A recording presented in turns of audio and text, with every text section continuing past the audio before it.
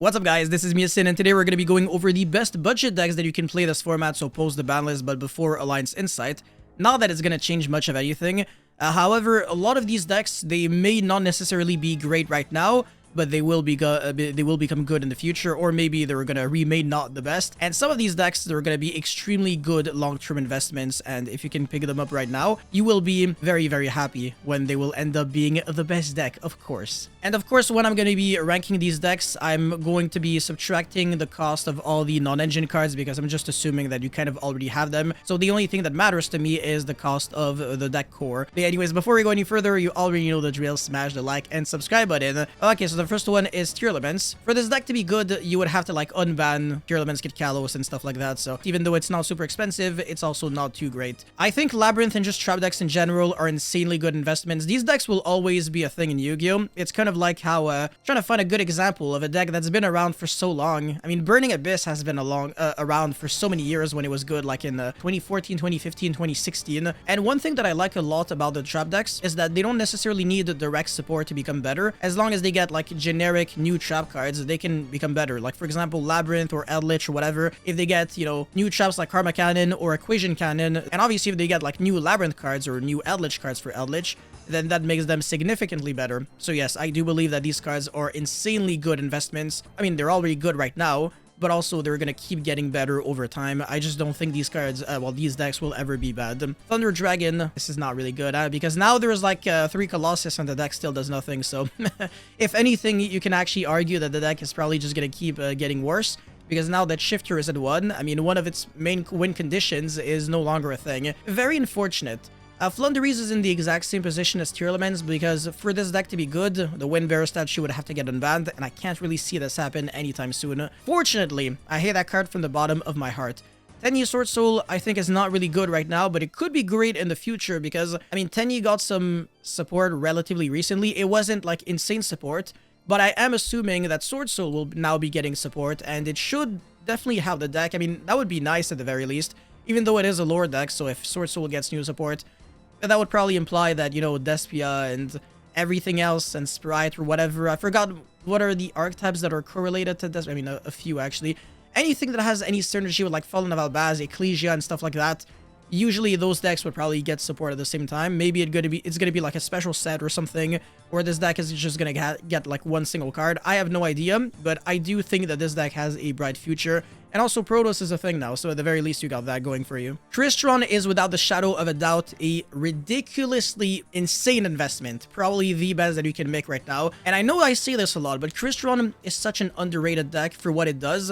I mean, it's very consistent, very good going first and second, super under the radar. Nobody's really preps for Crystron whatsoever, but also it's super cheap because Citri and Corian Gondrax are no longer expensive, and they were the only, you know, money cards for the Crystron core itself. Now you can basically get everything for literally nothing at all. Something about Crystron, and the reason why it's a great long-term investment is because this deck is gonna get directly better once we get, you know, Dragon Tail, K9, and Yummy. Well, the reason why K9 actually helps Crystron is because, you know, you just get a bunch of level 5 extenders that can now, you know, special summon themselves alongside your Solfador, and you can play through infinite hand traps. K9 Crystron is one of the top tier threats in the OCG, and I'm really looking forward to seeing how this deck will evolve in the next couple of months. So yes, this deck is not only good right now, it's good in the short term, and also great in the long term. And if you want to learn the deck inside and out, I really recommend my Crystron spreadsheet, which you can find on my website, yacineygo.com. Okay, next up we've got True Draco with Card of Demise and stuff like that. I mean, it's kind of worse than Trap decks, unfortunately. Maybe it could be good in the future. Maybe if like Masterpiece gets like unlimited, if we get like 2-3 copies, it's probably not going to change anything. For this deck to be good, would have to be in a situation where Masterpiece just completely carries, and I can't really see this happening because it's always going to have the weakness to like Imperm, which is a trap card, and then for spell cards, I mean, it's always going to lose to like Droplet and stuff like that. And then for monsters, I mean, there's infinite monsters that can beat Masterpiece. It's not like back in the days where Imperm didn't exist, so having a trap card to counter Masterpiece was like virtually impossible. It's kind of getting easier and easier to counter a monster that's only unaffected by 2 kinds of cards, unfortunately. Monarch, oh, this is very interesting. Not expensive if you're trying to get the majority of the mana cards, and it's going to be great in the future because it's going to get direct support. So I really do believe in Monarch's ability to do well, and Lithium, obviously he loves the deck so much, I really recommend checking him out if you want some Monarch content. Chimera, obviously this deck is, I mean, it's already good now, I don't know if it's going to be like insanely good in the future, but if anything, I could actually say that it's a great investment because obviously if you played Chimera for a while and you wanted to play with the Fiendsmith engine, well, the good news for you is that the Fiendsmith engine is cheaper than ever now. Obviously, you still have to, I mean, Tract is super expensive, and also Lacrima is very expensive, and Requiem is still worth a lot of money, but at least Engraver is worth basically nothing. So that's cool for you, and if you want to play another engine, you can also do that. Definitely think that this deck is a fantastic investment, because it's also a great deck. Vanquish Soul is a deck that is not great right now, but it's going to be absolutely insane in the future, and the reason for that is because the new Vanquish Soul support is quite impressive. Definitely do believe in it. Plunder Patrol, I can't really see this deck becoming like insane anytime soon, but it's probably gonna get the exact same treatment as decks like Sword Soul, so yeah, probably do believe in it one day or another. Math Mech, obviously without a shadow of a doubt, this deck will become better over time.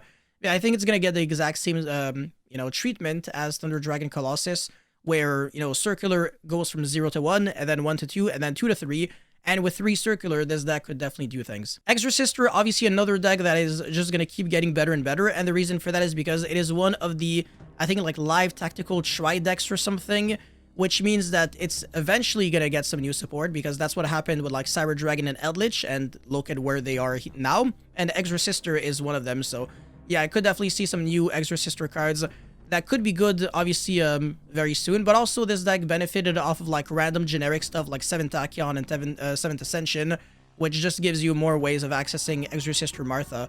So sometimes like generic XC support cards could be good for this deck.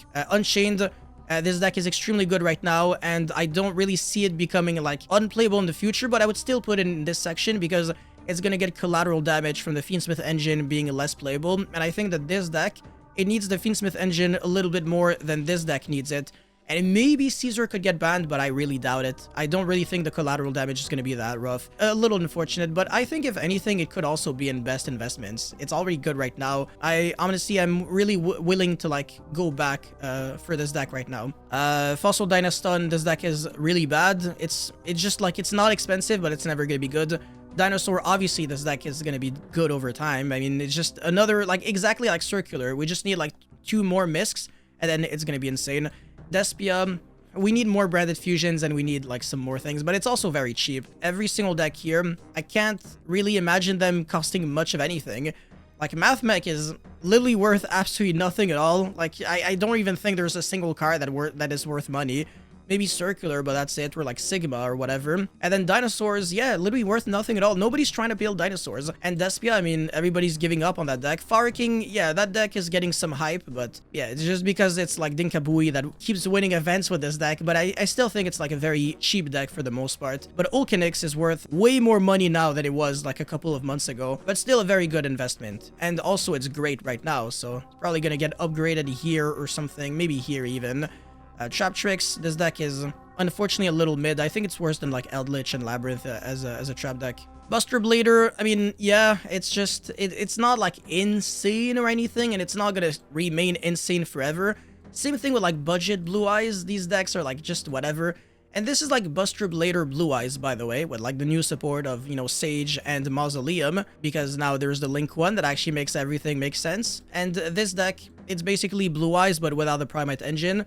So obviously it's not worth anything. You can buy 3 structure decks and then just add some bingo machines or whatever, and then basically just call it a deck. There are definitely viable strategies, but yeah, the issue is that if Blue Eyes gets a little bit of a nerf, then these decks will also suffer collateral damage, and I think these decks will eventually just no longer really be able to like keep up with the format if you are now playing the expensive cards in them, because it's just like worse versions of an already existing competitive deck, unfortunately. Yeah, Crystron has already been covered. I don't even know why this is here. My bad. But you know what? Crystron again, right? No, not even. Mimic Ghoul, whatever. I mean, it's probably a deck that's gonna keep getting better, but every single time it gets support, it just doesn't feel like impressive enough, so I'm just gonna probably put it here or something, whatever. Don't really know, don't really care.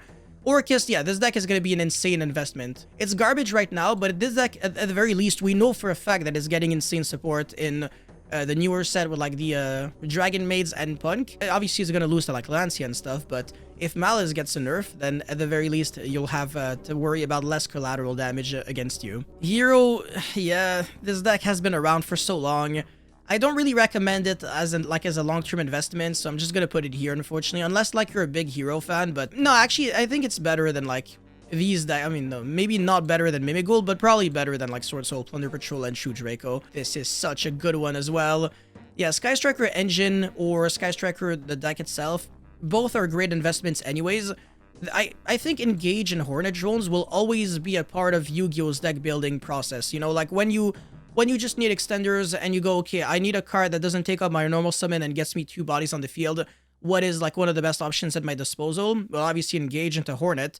And Engage itself is like such a good card. If your deck plays a lot of spell cards, then this deck is insane, because when you're searching Hornet after using, I don't know, Lightning Storm, Duster, and Ultimate Slayer against your opponent, you're also drawing cards in the process. And if you're playing Widow Anchors, it makes your card that usually just searches Hornet also be able to search Board Breakers or like Shark Cannon and stuff like that. But also the Link 2 is super broken, and now you can easily search it using just normal summon Ray, and then go into the Link 2, because you can just cheat it out with Ray, and then you can search Engage. If you're playing the Yummy deck, then you can also special summon like your monsters after getting like a Link 1 on the field. It's absolutely correct. Huge fan of it. So I think that the Sky Striker deck with the new support is a force to be reckoned with. And also, like I said, it's not expensive, but I'm just assuming that you already understand that every deck on this video is not expensive at all. You can get basically every deck core for probably less than $100. For the most part, there might be some exceptions. Like I said, maybe Fire King is like one of the more expensive decks here. But Labyrinth, with all the support that all the reprints that it keeps getting, it's literally dirt cheap. Sprite, also worth absolutely nothing at all. And yeah, this deck maybe could get Sprite Elf, but at the very least is better than Tier Elements at the current moment. So I'm comparing them because they came out at the same time. Yeah, Evil Twin, insane investment, exactly just like Orchist. This deck, we know for a fact that it's going to keep getting better, and even if the Fiendsmith engine gets banned, I don't really think that this deck is going to become unplayable, exactly same as Chimera, because you can just play like some other engines in it, like you can play Runic or Sprite, and it could definitely make a lot of sense. This deck is very flexible and very easy to like adapt itself to like any environment. You can play such a huge amount of non-engine cards. I think that this deck post-Alliance Insight is going to be absolutely correct. Medolce, yeah, I mean, it's very cheap, but it's not great. And honestly, I don't really think it's ever going to become insane. Purely, I mean, it's a really good one. Yeah, maybe with 3 Sleepy and 3 Delicious Memories. So it definitely deserves to be in here. Speedroid, yeah, no. Yeah, it's never going to fix like the inherent issues that it has. Raid Rapture, probably. I think Raid Rapture has a higher likelihood of being good than a lot of decks here. Just because Raid Rapture, if we ever get to like a point where it's a board breaker format, summoning triple towers on turn 1 with a 1-card combo is gonna be absolutely cracked. But obviously, as long as it's a hand trap format, then that's a different story for another day, because this deck doesn't deal very well with Veiler, Imperm, and Ogre, unfortunately, and Mourner and stuff like that, and also the Chummies. But Joel and Nibiru do pretty much nothing. Actually, no, some of the Chummies are fine against this deck. I mean, yeah, depends on your definition, but whatever. Tenpai Dragon is a ridiculously good investment. It's always going to be relevant. I can't really see this deck getting nerfed any more than it already is, unless Konami really decides to kill it once and for all, but this deck is already not super nerfed right now. As crazy as this may sound, like Chandra to 1 changes nothing, the Field Spell to 1 changes nothing, because most of the Tenpai Dragon cards, pretty much for the most part, are one-ofs. And you don't even need to draw a single Tenpai Dragon card to kill your opponent. It's literally a joke. And also, I think like none of the cards at all are expensive. Like literally nothing. Even Genroku might be super cheap now. Memento, the only expensive card is Combined Creation. And I think this deck is insanely broken right now, and it could be great for the foreseeable future. But I think it's just going to keep getting a little worse over time, because either it might get a hit eventually because it just won a YCS, or once we get Dragon Tail, it's going to suffer the collateral damage of people siding in Retelling C against Dragon Tail, and this deck is going to have to start struggling with that. Marincess, dog shit. It's always going to be bad because Bahamut and Dweller are banned, so obviously this deck lost 2 really good win conditions. At Lich, exact same position as Labyrinth, so, I mean, very interchangeable. Both decks are insanely good investments. And then, yeah, Crystron I'll recovered. So, yeah, that's it for my best budget decks of the format, which also does cover like projections for after Alliance Insight. I think for the most part I'm satisfied with this. The exact positioning really does not change anything. It's very like interchangeable. So the only real goal of this video was to show like a bunch of budget decks on a screen so that it would be easier for people to you know, understand. But like I said, it doesn't really matter where a deck is. If you don't have a lot of money, you can basically pick any deck here, and it should be pretty good for you. But if you're picking one of these decks, then just know that you're picking a very good option for the long run. Whereas these decks, I mean, these two decks, they're not good enough. If you have like a tight budget, unless like you're waiting for like the Primate cards to be reprinted, but by that time maybe the Blue Eyes deck is no longer going to be as relevant. And Memento, I mean, you could, but it's gonna be great right now, and it's not gonna be as great once we get the new set. And Crystron is just gonna keep getting better and better because of K9, whereas this is gonna become worse because of Dragon Tail. If you understood and actually listened to what I said. So yeah, that's it for this video, guys. Thank you so much for watching. Don't forget to like and subscribe, and I'll see you guys very soon. Peace.